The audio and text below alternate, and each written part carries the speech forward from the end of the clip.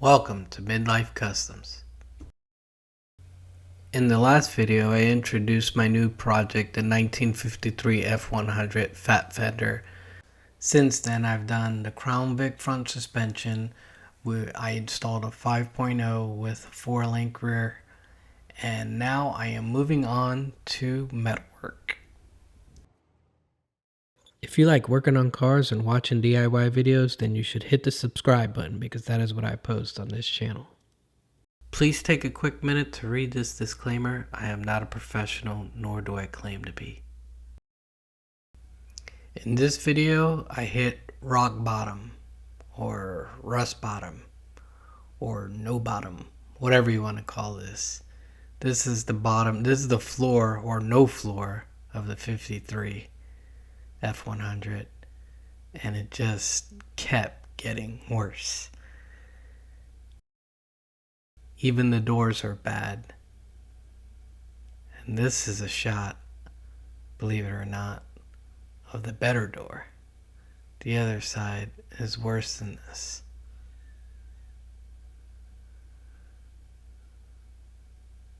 Yeah, that's a lot of work. So my original plan was to kind of do it in sections. I'd rip out pieces that had to be replaced and leave this strip across the middle to kind of hold it intact and together, but it was just horrible. So I just figured I would gut it and deal with whatever as I came across it and move on.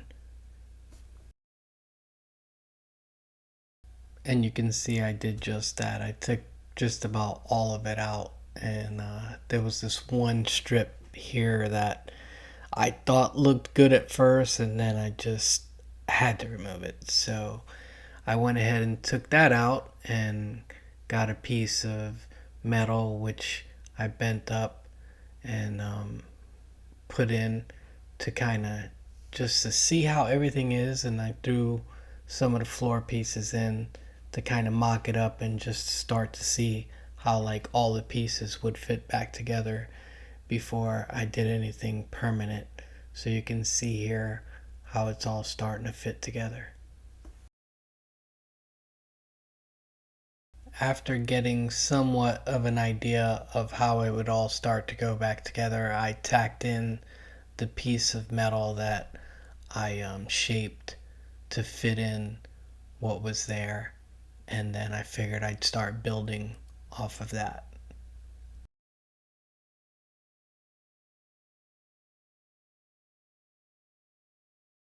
Another thing I had to do was get a piece of this 2x2 square metal tube because the back part has to kind of connect everything, and I could not find the piece to where I could just buy it, so I had to kind of make it. So I left these tabs on it, which I'll show how I kind of just started connecting all this together.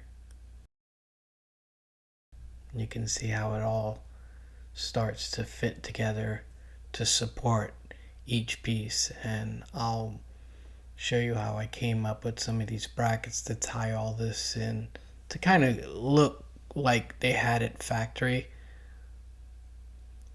So I bent a few pieces of metal like this, and that will go across here, and I'll just drill the holes where it meets the supports for the frame underneath, and also these are the bolt holes for the seat bracket, so I'll have that welded in there. And here you can see how I just kind of painted everything up, and you can see the, I guess, inner cab corners put in place because, like I said, all this stuff has to kind of come together to support each other. So you could see how now that goes across, and I'll just keep trying to clean all that up as I go. Here is the 2x2 square, which I also put a piece of metal across the back and spot welded it. and you can see the tabs on the ends. The reason for the piece is because it's going to go between the cab and the floor, and that way I can just weld all three pieces together to support each other. So that piece right there will go in between the floor and the cab.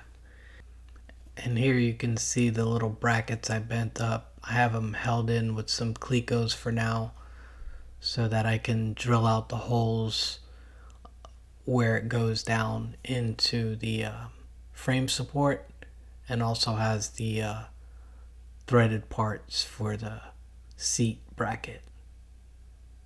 So after getting those all spot weld in, you can see how this is all starting to kind of weld together, and there's the two tabs on the end of the 2x2 that will get welded to the inner cab corners. So that piece goes down between the cab and the back part of the floor. And you can see how I have the Cleco fasteners across the bottom, which I will spot weld each one of those together.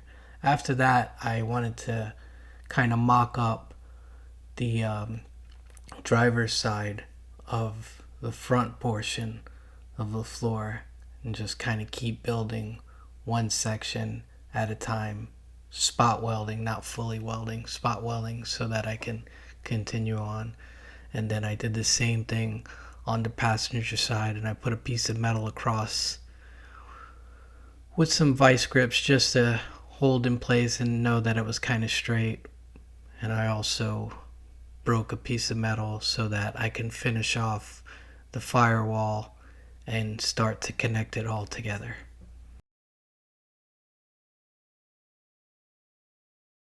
So I went ahead and tacked all that together to kind of start getting everything in its place so it's not shifting around on me, and having its own support, and just continue to build off of everything that was connected.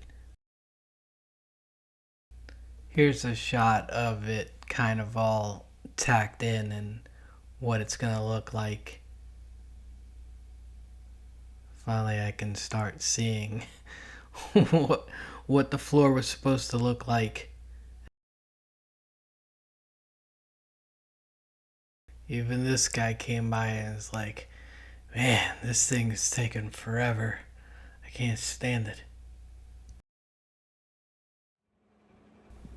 My brother stopped by, and I even taught him how to lay down some tacks so he can help out, share the suffering. Thanks, bro.